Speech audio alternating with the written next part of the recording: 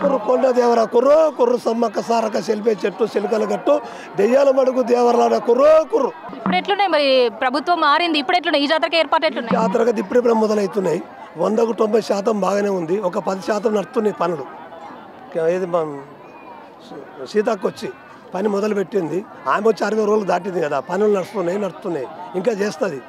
కాలుగు పట్టినటువంటి చేస్తా అని మాట ఇచ్చింది, చేస్తుంది. అయితే ఎంతమందికి చెప్తుంటారు? రోజు చాలా మంది భక్తులు వస్తారు కదా, ఎంతమందికి జాతకాలు చెప్తుంటారు? చెప్తుంటే రోజుకు 1000 మంది కావచ్చు, 500 మంది కావచ్చు, 100 మంది కావచ్చు, 10 మంది కావచ్చు, భక్తుల బట్టి చెప్తాం. వాళ్ళు వస్తాయని చెప్తూనే ఉంటాం. ఒక మూలిక అడుగుతారు ఇస్తాం. భర్త భార్య సమస్య ఉంటుంది, పిల్లలు కాని వాళ్ళు సమస్య ఉంటుంది, బరకత లేకుండా కుటుంబ సమస్యలు ఉంటాయి, అన్నదమ్ముల సమస్యలు ఉంటాయి, వచ్చి కోర్టు సమస్య ఉంటుంది, కేసు సమస్య ఉంటుంది. దానికి ఏదైనా కావాలంటే వనమూలిక ఇస్తాం. చిలకల గట్టు సెల్పే చెట్టు ఇస్తాం. ఏమైనా ఆరోగ్యం బాగులేకున్నా, కాళ్ళ నొప్పులు, కీళ్ళ నొప్పులు, గుర్రం మూతులు ఇలాంటి సమస్యలు కూడా కొన్ని మందులు ఇవ్వగలుగుతాం.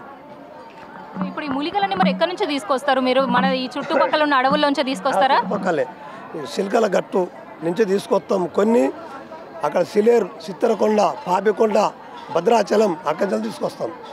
మధ్యేడు పట్టణం నుంచి కూడా తీసుకొస్తాం. ఇక్కడ దొరకని ఉంటాయి. అంటే ఇక్కడ దొరక ముందు కొంత జలం ఎక్కువ పోయింది, అడిగిపోయింది కాబట్టి సిలేరు పోతాం, చిత్తరకొండ పోతాం, పాపికొండ పోతాం, భద్రాచలం పోతాం, ఇక్కడ మధ్యేడు పట్టణం పోతాం. ఇక్కడ చిలకల గట్ట నుంచి కొని తెస్తాం.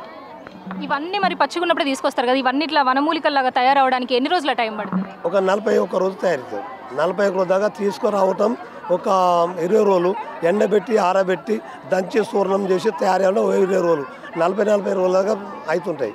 తర్వాత అందరూ భక్తులకు ఇస్తూనే ఉంటాం. అమ్మవారి గద్దె మీద పెట్టి పూజ చేసి దీపం ధూపము నైవేద్యం పెట్టి అమ్మవారు నమస్కారం చేసి పసుపు కుంకుమ పాల కొబ్బరిగా కొట్టి బంగారం పెట్టి తీసుకొచ్చి భక్తులకు అప్పచెప్తాం. అంటే ఒక్కొక్కరికి ఒక సమస్య అనేది ఉంటుంది, దానికి ఇస్తాం. మీకు ఇవన్నీ ఎట్లా తెలుస్తాయి మరి? మూలికలు ఇవి అని మీకు అడవుల్లోకి వెళ్ళినప్పుడు ఎట్లా తెలుస్తుంది మీకు? మా తాతలు చేయంగా మా తండ్రి చూసిండు, తండ్రి చేయంగా నేను చూసిన, నేను చేయగా నా పిల్లలు చూస్తారు. అంతే. దీనికి చదువు లేదు. కొమ్మరివాడు కొండ చేస్తే గురువు లేడు. తండ్రి చేయనే కొడుకు చేసిండు. రైతు నాగలు దున్నగా తండ్రి దున్నగానే కొడుకు చూసి నేర్చుకున్నాడు. దానికి గురువు లేడు. మా తాత ఇదే పని, తండ్రి ఇదే పని, మేము ఇదే పని. మరి ఇప్పుడు మీ పిల్లలు కూడా నేర్చుకుంటున్నారని అన్నారు కదా, ఇప్పుడు నెక్స్ట్ వాళ్ళు కూడా వాళ్ళకన్నీ నేర్పించారా? ఏ మూలిక దేనికి పని చేస్తుంది అనేదాన్ని? సంస్థ అనేది ఈ సంస్థ ఇక్కడికే ముగింపు కావద్దు.